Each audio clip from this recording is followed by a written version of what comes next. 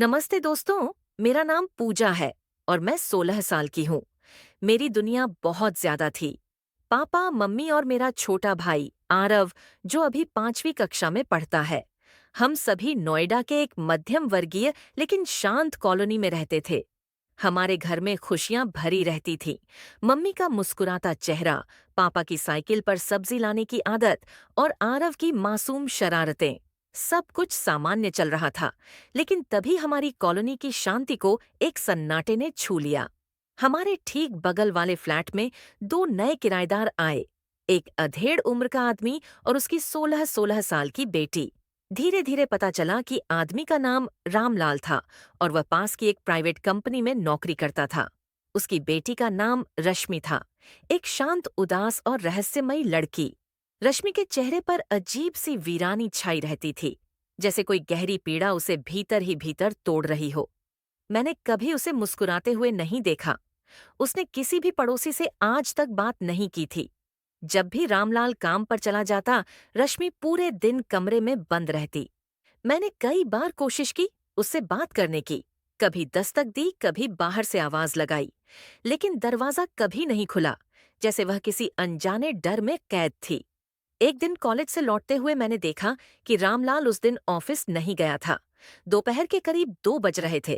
Colony शांत थी, सभी लोग आराम कर रहे थे। तभी जब मैं उनके कमरे के सामने से गुजरी तो अचानक रश्मि के कमरे से कुछ अजीब आवाजें आने लगीं। वो आवाजें दर्द और घुटन से भरी हुई थी। मेरे शरीर में सहारण दौड़ गई। मैं दरवाजे के पास गई और कान लगाकर सुनने लगी। मुझे ऐसा लगा जैसे रश्मि कराह रही हो। अंदर क्या हो रहा था, मैं समझ नहीं पा रही थी। घबराहट के साथ मैंने डोरबेल बजाई और जोर से दरवाजा खटखटाया। कुछ ही पल बाद रामलाल गुस्से में दरवाजा खोलते हुए बोला, क्या है? क्यों शोर मचा रही हो? मैंने बिना जवाब दिए सीधा कमरे में झांकने की कोशिश की। अंदर रश्मि एक कोने में डरी सहमी बैठी थी। उसका चेहरा नीचे झुका हुआ था। लेकिन तभी मेरी नजर टीवी पर गई, जिस पर एक सस्पेंस फिल्म चल रही थी। आवाजें वहीं से आ रही थी। मैंने राहत की सांस ली, या शायद नहीं, क्योंकि रश्मि की आंखों में कुछ था। एक ऐसा दर्द जो फिल्म से नहीं, असल जिंदगी से निकला था। उसकी खामोशी में बहुत कुछ छिपा था। उस दिन के बाद मैं और सजग हो गई। मैंने नोटिस किया कि हर शाम जब रामलाल घर लौटता, तब रश्मि का व्यवहार और भी सिमटा सिकुड़ा सा हो जाता। कभी कभी दरवाजे के पास से गुजरते हुए सिसकियों की आवाजें आती। एक रात मैंने अपनी खिड़की से देखा कि रश्मि बालकनी में खड़ी थी, अकेली चांद की तरफ देखते हुए, लेकिन उसका चेहरा चांदनी से ज्यादा उदास था। मैं धीरे से अपने कमरे से निकली और बालकनी में आई। रश्मि, मैंने धीमे से पुकारा। वो चौंकी लेकिन कुछ नहीं बोली। उसकी आंखों में आंसू थे। मैं और कुछ कहने वाली थी कि अचानक उसकी खिड़की बंद हो गई। उस दिन के बाद उसने कभी बालकनी में आना बंद कर दिया। कुछ हफ्तों बाद रामलाल 3 दिन तक ऑफिस नहीं गया। कमरे से रोज अजीब सी आवाजें आती रहीं। एक दिन मैं स्कूल से लौटी तो देखा रश्मि के घर के बाहर पुलिस खड़ी थी। पूरा मोहल्ला जमा हो चुका था। मैंने पड़ोस की आंटी से पूछा तो वह बोली, पता नहीं पूजा, कोई बड़ी बात हो गई है।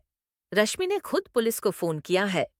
पुलिस जब रश्मि को कमरे से बाहर लाई तो उसका चेहरा फूला हुआ था, आंखें लाल और हाथ कांप रहे थे। उसके हाथ में एक डायरी थी, शायद सबूत या कहानी का कोई सिरा। रामलाल को पुलिस ने गिरफ्तार कर लिया। मोहल्ले में अफवाहें फैल गईं कि वह अपनी बेटी के साथ दुर्व्यवहार करता था। रश्मि को महिला सुरक्षा केंद्र भेज दिया गया और उसकी डायरी को सबूत के तौर पर ले जाया गया।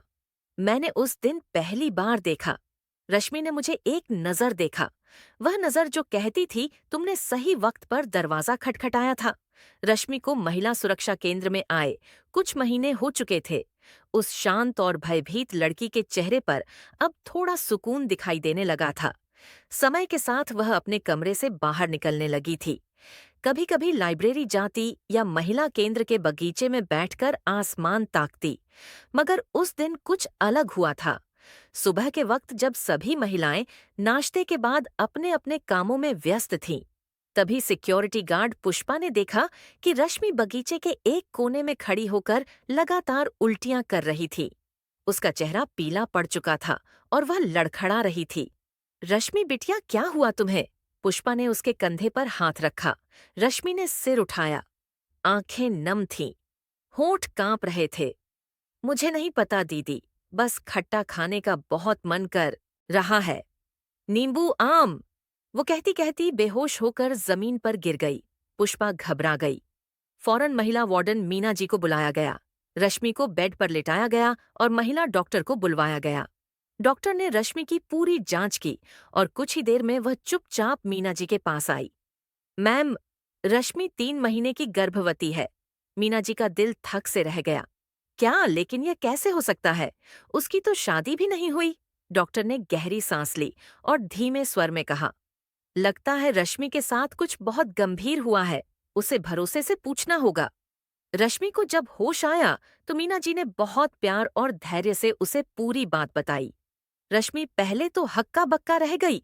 उसका शरीर कांपने लगा, आंखों से आंसू बहने लगे। लेकिन इस बार वह चुप नहीं रही। उसने कांपती आवाज में कहना शुरू किया, रामलाल, वो मेरा पिता नहीं था। कमरे में सन्नाटा छा गया। मुझे बचपन से ही नहीं पता था कि मेरे असली माता पिता कौन हैं। मैं एक अनाथ आश्रम में पली बड़ी थी। जब मैं 10 साल की थी तब रामलाल एक दिन वहां आया और मुझे गोद लेने का दावा किया। कहा कि मैं उसकी भतीजी हूं और फिर मुझे अपने साथ ले गया। मीना जी और वार्डन स्तब्ध थीं।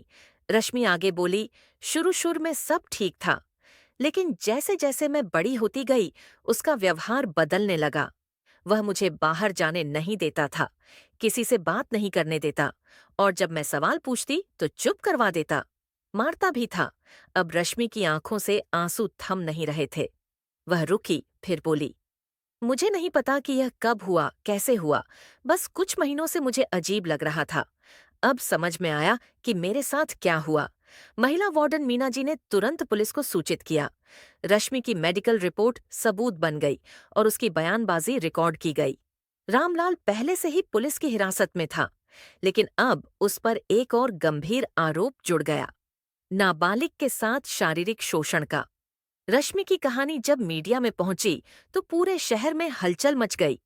कुछ लोगों ने सवाल उठाए, कुछ ने समर्थन किया और कुछ ने सिर्फ चुप्पी ओढ़ ली। वही चुप्पी जो रश्मि सालों से अपने भीतर डो रही थी। लेकिन रश्मि अब वह चुप रहने वाली लड़की नहीं रही थी। महिला सुरक्षा केंद्र में अब रश्मि को विशेष देखभाल दी जाने लगी। एक महिला काउंसलर उसकी मानसिक स्थिति को सुधारने में मदद कर रही थी। धीरे धीरे वह अपनी बात खुलकर कहने लगी थी। रश्मि ने तय कर लिया था, वह अब सिर्फ पीड़िता नहीं रहेगी, एक योद्धा बनेगी। उसने पढ़ाई फिर से शुरू की। वह चाहती थी कि जब उसका बच्चा जन्म ले तो वह अपनी माँ को एक मजबूत इंसान के रूप में देखे। एक ऐसी माँ जो टूटकर भी बिखरी नहीं, बल्कि खुद को फिर से जोड़ा। रश्मि ने अपने बच्चे को जन्म देने का फैसला किया। जब रश्मि की सच्चाई मैंने सुनी तो मेरे दिल में कुछ टूट सा गया। एक मासूम जिसे बचपन से ही अपनों का प्यार नहीं मिला, जो हर मोड़ पर अपमान, शोषण और अकेलेपन का शिकार बनी। क्या उसका जीवन बस ऐसे ही बीत जाएगा? क्या उसकी कोख का अपराध सिर्फ इतना है कि वह खुद नहीं चुन पाई कि उसके साथ क्या हो? मैं रश्मि की कहानी से खुद को अलग नहीं कर पाई। धीरे धीरे उसकी हर तकलीफ मेरे भीतर घर करने लगी थी। मैंने हर घटना अपने मम्मी पापा से साझा की। एक एक बात जो रश्मि ने सहन की वह सब बताया। रामलाल के नकली रिश्ते से लेकर उसके गर्भवती होने तक पापा कुछ समय तक चुप रहे। उनकी आंखों में कुछ सोचने की गहराई थी और मम्मी की आंखें नम थीं। उन्होंने बस एक बात कही, जिस बेटी को दुनिया ने ठुकराया है, अगर हम भी मुंह मोड़ लें तो फिर इंसानियत कहाँ बचेगी? मेरे मन में एक विचार बहुत दिनों से आ रहा था। मेरे चाचा विक्रम चाचा, जो जन्म से एक पैर से विकलांग थे, लेकिन दिल से इतने मजबूत और सच्चे इंसान कि आज तक मुझे किसी पर उतना विश्वास नहीं हुआ। वह शिक्षक थे, संवेदनशील, शालीन और अपनी जिम्मेदारियों को निभाने वाले। परंतु विकलांगता के कारण समाज ने उनकी शादी की बात कभी आगे बढ़ने नहीं दी। एक दिन मैंने हिम्मत करके मम्मी पापा से कहा, अगर रश्मि चाहे तो क्या चाचा विक्रम से उसका विवाह संभव है? मम्मी ने चौंक कर मेरी ओर देखा और पापा ने गहरी सांस ली। लेकिन कुछ पलों की चुप्पी के बाद पापा ने धीरे से सिर हिलाया। यह प्रस्ताव अगर रश्मि के सम्मान और नई शुरुआत की तरफ एक कदम हो सकता है तो हमें जरूर पहल करनी चाहिए। उस शाम रश्मि को बुलाया गया। वह थोड़ी घबराई हुई थी। पापा ने उससे बड़े प्यार से बात की। बेटा, जीवन हर किसी को एक दूसरा मौका नहीं देता, लेकिन अगर हम मिलकर किसी की टूटी जिंदगी को जोड़ सके तो वह सबसे बड़ा पुण्य होता है। फिर पापा ने प्रस्ताव रखा। रश्मि की आंखों से आंसू बहने लगे। उसने कहा, क्या आप लोग सच में मुझे इस हालत में अपनी बहू बनाना चाहते हैं? जब मैं खुद अपनी परछाई से डरती हूँ, तब आप लोग मुझे बेटी की तरह स्वीकार कर रहे हैं। पापा ने उसका हाथ थामा और कहा, हम नहीं, हमारी परवरिश बोल रही है। रश्मि ने विक्रम चाचा से मिलने की इच्छा जताई। मिलने पर दोनों के बीच बहुत सहज और गरिमामयी बातचीत हुई। चाचा ने कहा, मैं तुम्हारे अतीत को नहीं, तुम्हारे हौसले को अपना बनाना चाहता हूँ। और कुछ ही दिनों में रश्मि और विक्रम चाचा का विवाह धूमधाम से संपन्न हुआ। शादी में महिला सुरक्षा केंद्र की सभी महिलाएं, पुलिस डिपार्टमेंट के अधिकारी और रश्मि की मदद करने वाले लोग शामिल हुए। वहां सिर्फ एक विवाह नहीं हुआ था, वहां एक समाज ने अपनी सोच का पुनर्जन्म देखा था। शादी के कुछ महीने बाद एक सुबह रश्मि ने एक सुंदर बेटी को जन्म दिया। जब वह गोद में आई तो उसकी आंखों में वही चमक थी जो रश्मि की आंखों में बचपन में कभी रही होगी। खोई हुई मासूमियत की एक नन्ही लौ। नाम रखने की बारी आई तो सबने सुझाव दिए, लेकिन फिर रश्मि ने बहुत ही आत्मविश्वास से कहा, इसका नाम मैं रखूंगी, नव्या, क्योंकि यह सिर्फ मेरी बेटी नहीं, मेरी नई शुरुआत है। रश्मि ने विक्रम चाचा के साथ मिलकर एक मिशन शुरू किया। आवाज जो उन लड़कियों के लिए था जो शोषण, बलात्कार, तिरस्कार और सामाजिक बहिष्कार की पीड़ा झेल चुकी थी। वह अब स्कूलों, कॉलेजों और गांवों में जाकर अपनी कहानी सुनाती। डरते नहीं, बोलते रहो, क्योंकि जब तक हम चुप हैं, अन्याय जिंदा है। विक्रम चाचा अब रश्मि को नव्या की माँ कहकर पुकारते और हर बार गर्व से मुस्कुराते। एक दिन रामलाल को अदालत में पेश किया गया। रश्मि ने गवाही दी। उसने आंखों में आंसू नहीं, आत्मबल लेकर कहा, आपने मुझे तोड़ा लेकिन मिटा नहीं पाए, और अब मैं नहीं। मेरी बेटी नव्या इस दुनिया को बताएगी कि हर रश्मि की चुप्पी के पीछे एक बगावत पलती है। रामलाल को उम्र कैद की सजा हुई। आज रश्मि, विक्रम और नव्या एक खुशहाल परिवार है। उनका घर केवल ईंट और सीमेंट से नहीं बना, उसमें भरोसे, सम्मान और इंसानियत की नींव है। और मैं खुद को सौभाग्यशाली मानती हूँ कि मैंने रश्मि को केवल सहानुभूति नहीं दी, उसका भविष्य बनते देखा, क्योंकि कभी-कभी एक रिश्तेदार नहीं, एक इंसान की सोच किसी की पूरी जिंदगी बदल सकती है। और यही सोच शायद एक नई दुनिया की शुरुआत हो।